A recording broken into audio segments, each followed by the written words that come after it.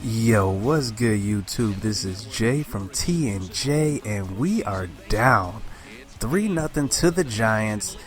We have a really big hill to climb. I mean, it's the Giants. You know, they've been tearing the cover off the ball, but we're going against Jose Flores. Zach Davies on the mound for us. I would have put Lance McCullers in on this game 4, but he was just too tired to go. I should have played him anyway. But Zach Davies is doing a pretty good job here early in the game. He gets Brandon Crawford to ground out to him, so we get out of the first inning. Hernan Perez is leading off the game. I put him in the leadoff spot. Actually moved Brinson to center this game. Jorge Soler to the left. Shout out to you guys. You guys are motivated me to make that move. So Brinson actually can't get it done at the plate here. Franklin Gutierrez can't get it done either. He swings and misses. It was supposed to be a hit and run, but I kind of tried to go back and I got thrown out. So we are now on to the 5th inning. We're fast forwarding a little bit because Zach Davies is pitching lights out. Jose Flores is pitching lights out. So we're on to the 5th inning. Jorge Soler gets a line shot up the middle. So we got guys on first and second here in the bottom of the 5th. And up comes Robinson Chirinos, and he pops out to first. Robinson Chirinos has really been a disappointment. We're going to have to address the catcher position for sure in the offseason. We haven't been getting enough production out of that position. But Orlando Arcia also had his struggles, but he at least advances the runners to second and third. So we got guys on second and third. Bring up Garrett Cooper to pinch hit because the pitcher's coming up next, and he pops out to right field. So we cannot get anything done. This was actually the closest we got up to this point to getting guys in. So we are now on to the next inning. Hernan Perez, he had a pretty good game this game. I think he went 3 for 4. Line shot over the right fielder's head. So they bring in Brian Morris here to out of the bullpen to take care of Thames. Thames delivers though with a shot down the left field line past the third baseman. I'm about to wave Hernan Perez, but no way. So Lewis Brinson comes up, and he comes up in the clutch. He hits a line shot to right field. Hernan Perez is going to come around third, slide in safe. So we do get on the board here. So we lead the game 1-0.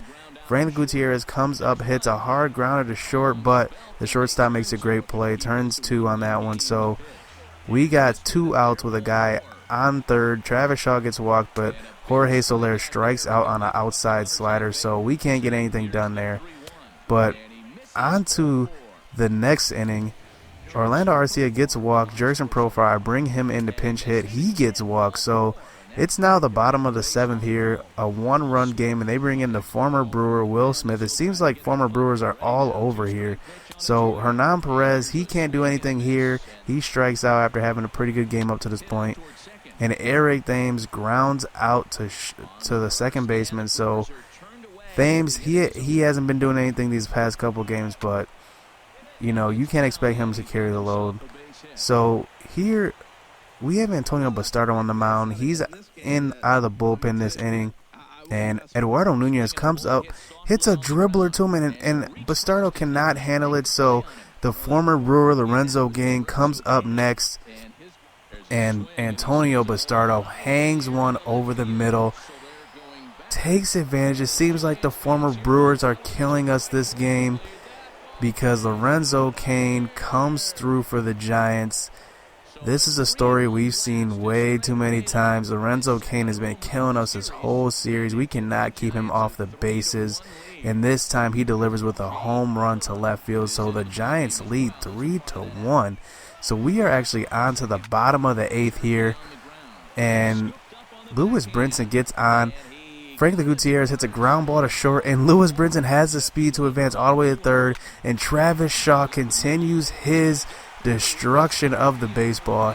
He delivers with a ground ball up the middle, so he cuts the lead 3-2 here in the 8th inning, and Jorge Soler comes up, and he hits another pop-up to right field, and the right field is going to get to this one. So we got 2 outs here. Travis Shaw on first.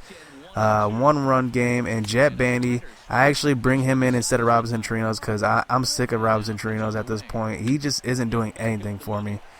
So we are now on to the 9th inning. Corey Knebel is on to pitch just to get us through one more inning, and he gives up a hit to Joe Panic here, and I kind of misplayed a little bit, but it was a little bit harder than I thought it was. And I feel like I should have dove after that, but you never know because these balls, they're sometimes they're hard to judge. And here we do get out of the inning, so they do get a run on the board in the ninth, and they do bring on their closer, Mark Melanson, to close out the game. In the first batter he faces Arcia, grounds out to third. This is not a good sign for the Brewers. And I bring in Keon Broxton, the pinch hit for the pitcher, and he pops out to center. So we're down to our last out of Hernan Perez at the plate, and he pops up to second base. That's going to be it for the Brewers season. The Giants advance to the World Series. But this series told me a lot. It told me that, I have some things I need to address in the offseason. I have to get a new catcher. I don't know who that's going to be, whether it's going to be Jacob Nottingham or somebody in free agency or via trade. I don't know. But right now we don't know.